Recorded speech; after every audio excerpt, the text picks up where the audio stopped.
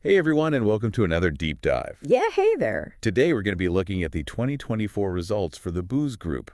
A fascinating company, right? Yeah, so for anyone who doesn't know, Bouygues is, And a lot of people may not know, right? Because they're a European company. yeah, they're headquartered in France, but they have a global presence. Yeah, 80 some odd countries, I believe. Huge workforce too. Over 200,000 employees. Yeah. It's a big company. So they just dropped their press release announcing their full year results for last year. Yeah, fresh off the presses, as we like to say. Fresh off the presses. So we're going to be diving into this press release and see what we can glean from it. Exactly. Trying to understand, how did they do last year? Yeah. What challenges did they face? And, what's the outlook? Right. What are their plans for the future? Exactly. Cool. Yeah. So let's start with the big picture. How did Bouygues do overall in 2024? Well, the top line number is sales were up 1%. Okay, 1% growth, not bad. Yeah, hitting 56.8 billion euros. So, Wow, so that's 56.8 billion in revenue. exactly. So it's a big number, but the 1% growth is, it's modest. Right. It shows that, maybe some of their businesses are facing some headwinds. Yeah, because 1% isn't exactly like stellar growth, right? No, it's not like, some of those high-flying tech companies that we see. Right, exactly. But it's still growth. It's not negative. It's not negative, exactly. So it's a plus. And their operating profit, which, think of it like their core earnings from their various businesses, that actually jumped up a healthy 124 million euros. Okay, now we're talking triple-digit millions? Yeah. That sounds better. Yeah, to land at 2,535 million. So 2.5 billion euros in operating profit. Exactly. Okay, that's pretty good. Yeah. So where is that coming from? Yeah, well, I mean, they're in a lot of different businesses. Right. So you've got thinking that they have Bouygues Construction. Yeah. Which is, their flagship construction business, I think. I think it's their biggest business. Yeah. Yeah, definitely one of their biggest. One of their biggest, for sure. And that's doing pretty well. Yeah, they saw a nice boost in both sales and operating profit, thanks in part to some big international projects that they snagged. So they're building stuff all over the world. All over the world, yeah. And then there's also Colas. Right, Cola's their road and rail construction arm. So they do like roads, bridges, all that. Yeah, tunnels, all sorts of infrastructure. And how are they doing? They held steady. They held steady despite a bumpy market out there. Things aren't, booming everywhere, so. So they're holding steady, not bad. Not bad, not bad. And then there's also Bouygues Immobilier, which is their real estate business. Right, yeah. And that one, unfortunately, hit a bit of a snag this year. Yeah, they lost money. Yeah, they ended the year with an operating loss. Okay. Mostly due to the sluggish real estate market, especially in France. Yeah, few people buying homes and offices and all that. Exactly. So, that definitely weighed on their results. Okay, so construction, it's a bit of a mixed bag. Yeah, it's a mixed bag. Some sectors are doing well, some are not. Yeah, makes you wonder if, having your hands in so many different pots is, is it a good thing or is it? It's a classic dilemma, right? Yeah. Is it better to be a master of one or a jack of all trades? Right, exactly. But let's not forget about their other ventures like Equins, their energy and services arm. Yeah, we talked about them a little bit in the intro. Yeah. How are they doing? They crushed it. They crushed it. Yeah, their operating profit and their profit margin shot up thanks in large part to this Perform plan. The Perform plan, what is that? It's their roadmap for success. Okay, so what are they doing? Well, they didn't give us like all the nitty-gritty details. Oh, come on. But they emphasize their focus on being picky about the projects they take on. So they're being choosy. Yeah. Okay, I respect that. That especially in booming sectors like, solar farms and data centers and hospitals. So they're going where the growth is. Exactly. Smart. Okay. Okay, so then there's also Bouygues Telecom, right? Their telecom business. Right. Yeah, they had a pretty solid year, especially in their fixed line business, thanks to this insatiable demand for fiber optic internet. Everybody wants fiber these days. Everybody wants fiber. I mean, it's so much faster. I know. I love my fiber. Right. So how much did they grow their fiber customer base? They added over 600,000 new fiber customers just last year. Wow. That's a lot of new customers. That's a lot of people switching over to fiber. So are they even bothering with mobile anymore? Yeah, they are. They're holding their own in the mobile market, too. They even integrated La Poste Telecom customers into their network. Oh, yeah, that's right. They bought La Poste Telecom Right. a while back. Which gave them a significant boost. Yeah, it gave them a lot more customers. Exactly. But all these big moves must be expensive. Yeah, they did mention higher operating expenses. Likely tied to the integration of La Poste Telecom. Yeah. And the costs of, attracting new customers in a very competitive market. Yeah, telecom's very competitive. It is. It is. But here's the kicker. Despite those costs, their EBITDA remains stable. EBITDA was there. EBITDA is earnings before interest, taxes, depreciation, and amortization. Okay.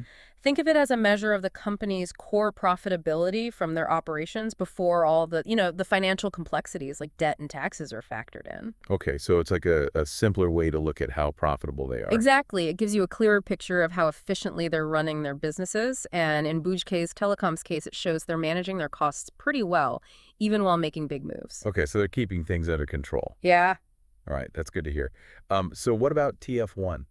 TF1, right? Their media arm. They own a TV channel. Yeah, they own a TV channel in France. Right, and there's some other stuff too, right? There's some other media properties as well. So what are they doing? Oh, they held their own. Even with the Olympics being broadcast on a rival channel last year. Oh, yeah, right, the Olympics. They managed to maintain their audience share, which is, a testament to their strong programming and their loyal viewership. Yeah, people love TF1 over in France. Yeah, it's a well-established brand. But it's tough these days to keep people watching TV. Oh, it's incredibly tough with all the streaming services. Yeah, everyone's on Netflix and Disney Plus and all that. Exactly, and YouTube and all these different platforms. So what are they doing to stay relevant? Well, they're cleverly leveraging their brand and their content library to attract viewers to their digital platform, TF1 Plus. Oh, yeah, they have their own streaming platform. Exactly, and it's paying off. They saw double-digit revenue growth from their digital ventures, especially from TF1 Plus. Okay, so they're moving with the times. Yeah, they're not just clinging to the past. Right. They're embracing the future of media consumption. Smart. Right. But all these investments in digital must be expensive. Yeah, but here's the interesting thing. Despite the costs of creating content and developing their digital platform, they managed to keep their profit margins steady. Wow. So they're making money. Yeah, they're balancing, they're striking a balance between investment and profitability. Okay, that's impressive. Yeah. Okay, so we've talked about their financial performance. Right. But what about sustainability? Everybody's talking about sustainability these days. Yeah, it's a hot topic, and Bouygues seems to be taking it seriously. Okay, how so? All 6 of their business segments achieved SBTI certification. What is SBTI certification? So SBTI stands for the Science-Based Targets Initiative. Okay. It's like a gold standard. Sort of companies that are committed to reducing their environmental impact. So they're not just saying they're green, they're actually doing stuff. Exactly. They're walking the walk. Okay, and what kind of stuff are they doing? Well, they announced a significant reduction in their greenhouse gas emissions compared to 2023. Okay, good for them. Yeah, they're making progress. So before we move on, any other big takeaways from this first look at their results? What strikes me is just how they're not just surviving but thriving. Yeah. In a world that's constantly changing. They're embracing new technologies, they're adapting to market shifts, they're making bold moves to position themselves for future success. Yeah, it seems like they're not afraid to shake things up a bit. Yeah. Okay, well, let's take a moment to absorb all this information, and when we come back, we'll dive deeper into some of the specifics of their performance. Sounds good.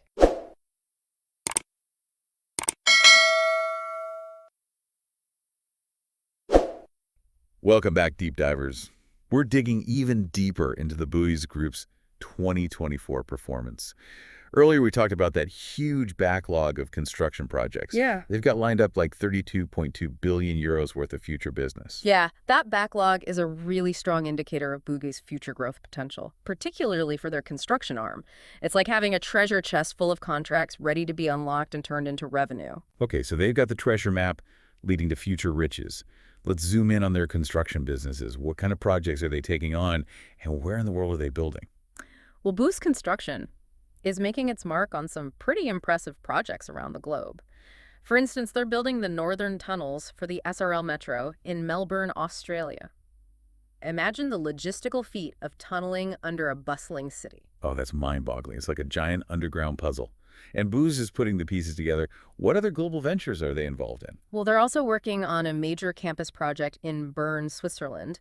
These international projects highlight BOUY's construction's expertise and global reach. They're not just a French company, they're a global player in the construction world. It's fascinating to see how they're shaping skylines and infrastructure on multiple continents. Makes you realize the impact they have on people's lives around the world. But let's shift gears to Colas, their road and rail construction arm.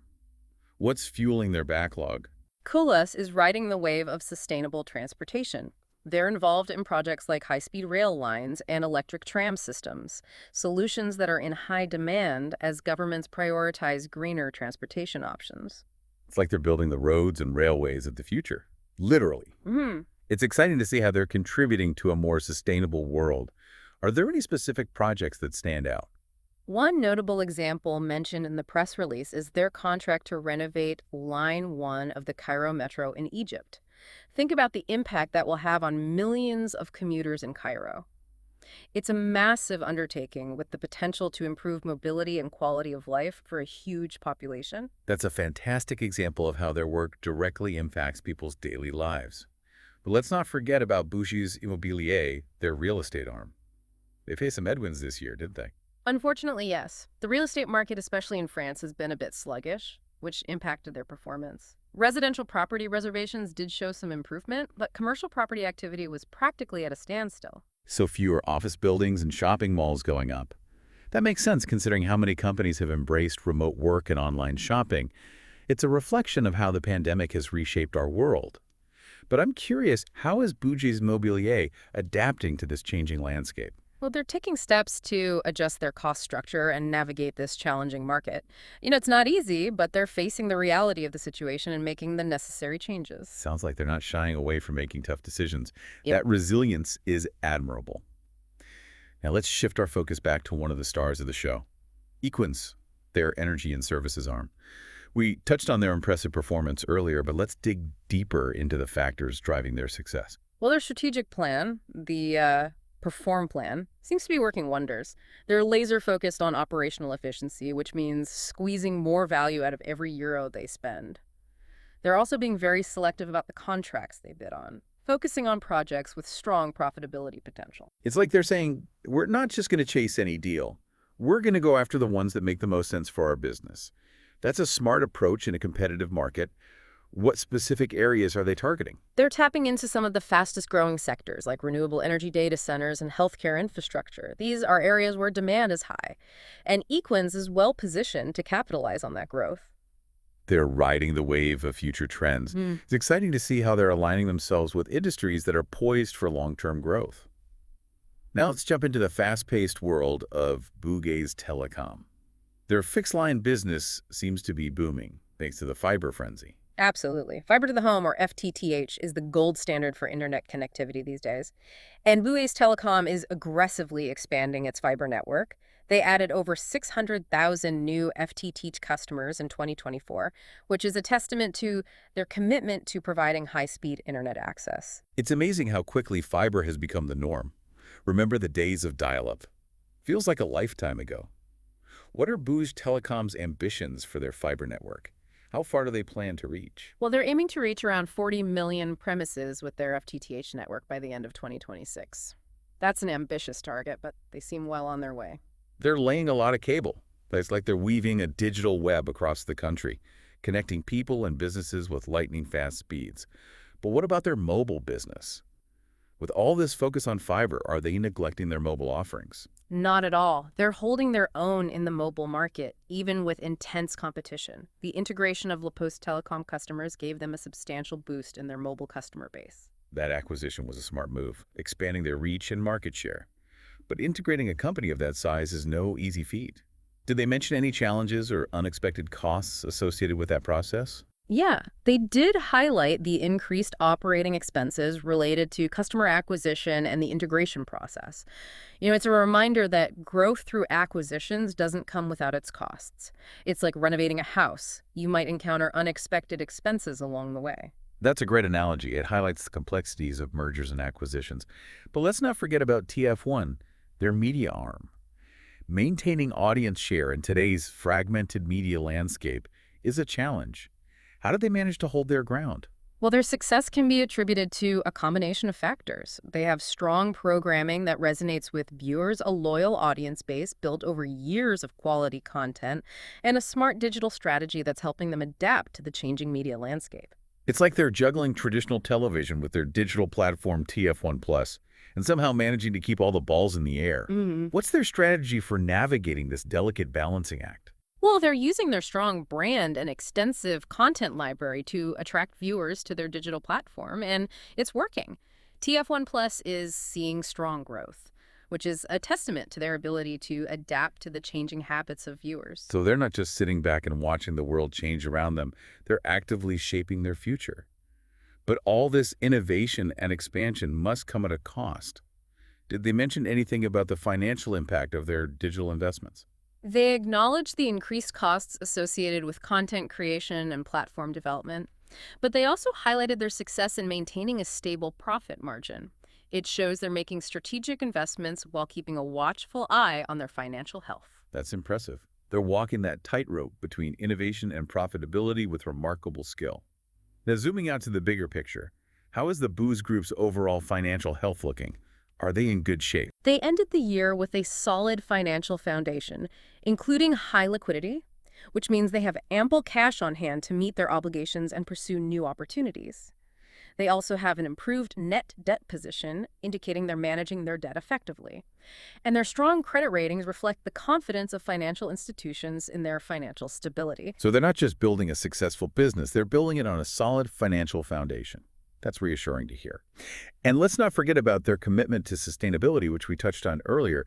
Do they provide any further details about their progress in that area? They reiterated their achievement of SBTi certification across all 6 of their business segments, which shows their commitment to reducing their environmental impact is more than just lip service.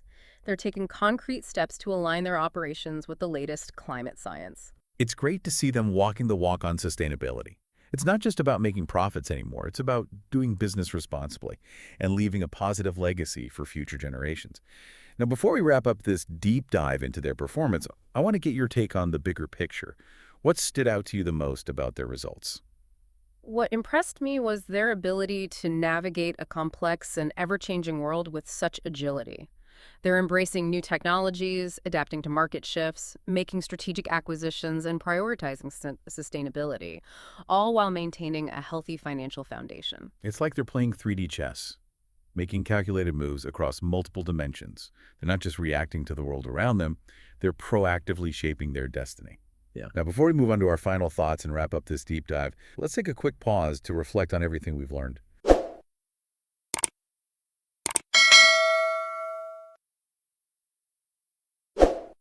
What are your key takeaways so far? Anything that surprised you or sparked your curiosity? Okay, so we've really journeyed through the ins and outs of Bouygues 2024 performance, from those, soaring construction projects to those savvy digital moves that they're making. Yeah, it's a company that's not standing still, that's for sure. No, they're definitely on the move. Yeah. So let's take a step back now and kind of connect all the dots. What's the big takeaway from this whole financial puzzle?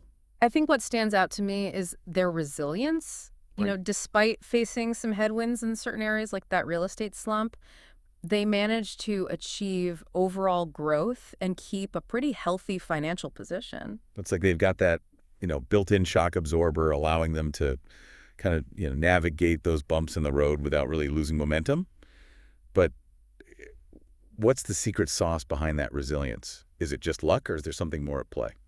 Well, I'd say it's a combination of factors. Their diversified portfolio is definitely a major strength. If one sector stumbles, others can pick up the slack. Right. So they're not putting all their eggs in one basket. Exactly. Spreading the risk, as they say. Makes sense. But diversification alone isn't enough, is it? No, definitely not. They're also making those, strategic moves to position themselves for future growth. That acquisition of La Poste Telecom really expanded their reach in the telecom market. And those investments in fiber optics and renewable energy show that they're betting on the right horses. They're not just riding the wave of current trends. It's like they're anticipating the future ones, like they've got a crystal ball or something. Yeah, they're definitely forward-looking. But with all this talk about expansion and acquisitions, I have to ask, are they spreading themselves too thin? Could focusing on fewer areas lead to even greater success? That's a valid question, and it's a constant balancing act for companies like Bouygues. You know, expanding into new markets and acquiring businesses can bring huge growth opportunities, but it also takes really careful planning and execution so they don't overstretch their resources. It's like juggling, right? You can add more balls to the mix, but you got to make sure you can handle them all without dropping any. Exactly. You got to have the skills. But let's not forget about their commitment to sustainability, Yeah. which is becoming, increasingly important these days. Absolutely. And achieving that SBTI certification across all their business segments is a significant achievement. Right. It really shows their commitment to reducing their environmental impact. It's not just a PR move, it's a core part of their business strategy. It's a powerful signal to investors, customers, employees that they're serious about doing business responsibly. Yeah. Yeah, it's like a badge of honor showing they're committed to building a more sustainable future. Well, what does all this mean for the listener? Yeah, the person on the other side of this deep dive. Why should they care about Boozer's performance? Well, because their activities touch so many aspects of our lives. They're building the homes, we live in the roads, we travel on the energy that powers our cities, the media that informs and entertains us. Their success or struggles really reflect the health of the global economy and the trends that are shaping our world. It's like they're a microcosm of our interconnected global society. Ex- But beyond the financial figures and the business strategies, there's a bigger message here, isn't there? Yeah, what I find fascinating is how Boozes is showing that it is possible to achieve both financial success and environmental responsibility. Right. They're proving that sustainability isn't just a cost of doing business, it's actually an opportunity for innovation and growth. It's like they're rewriting the rules of the game, showing that you can do well by doing good. Yeah, exactly. So before we wrap up this deep dive, we want to leave you with something to ponder. Considering Boozes' diverse portfolio, which sector's future prospects intrigue you the most, and why? Is it the potential of their construction businesses to shape our cities and our infrastructure in a way that's both innovative and sustainable? Or maybe it's the transformative power of their telecommunications and media businesses in a world that's becoming, increasingly digital and interconnected. Yeah, the future is full of possibilities, and Booz is definitely at the forefront of many exciting developments. We encourage you to check out their website, explore their world in more detail. Who knows, maybe you'll be inspired to join them on their journey. And as always, we'll be back soon with another deep dive into a topic that matters. Until then, keep learning, keep exploring, and keep asking those thought-provoking questions. Thanks for joining us on this deep dive into the world of Booz.